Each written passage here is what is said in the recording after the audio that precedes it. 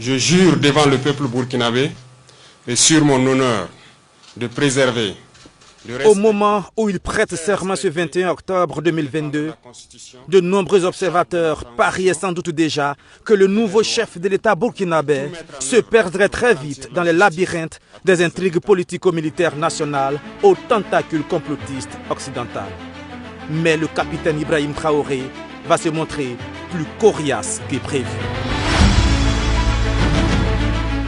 Son premier chantier, c'est la guerre, et pour la gagner, il faut des armes. Il met en place un ambitieux programme de réarmement de l'armée dépourvu à son arrivée. Les achats se multiplient, les livraisons s'enchaînent.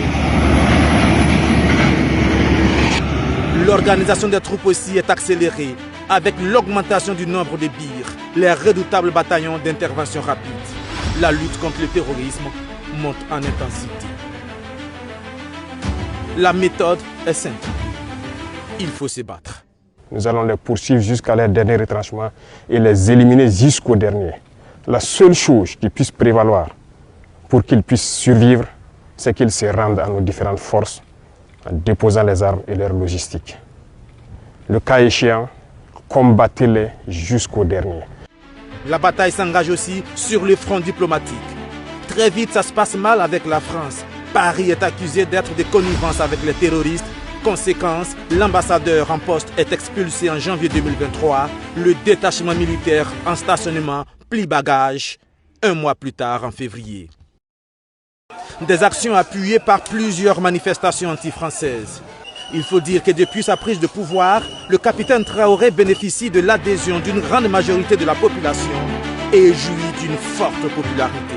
Les ronds-points et les carrefours sont pris d'assaut par des volontaires qui veillent. Les manifestations de soutien se succèdent, galvanisées par le discours révolutionnaire du nouveau président. Imaginez qu'au Burkina, nous refusions de nous battre et nous acceptons de nous soumettre, de vivre l'esclavage. Demain, nos enfants grandiront, ils se poseront des questions. Nos parents ont-ils été des lâches pour nous laisser dans l'esclavage?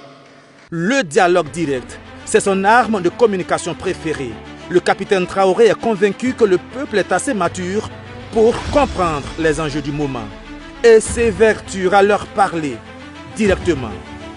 Il répète l'exercice encore et encore à chaque fois que la situation l'exige, sans langue de bois. Nous n'avons pas peur et nous n'aurons jamais peur. Nous continuerons notre lutte.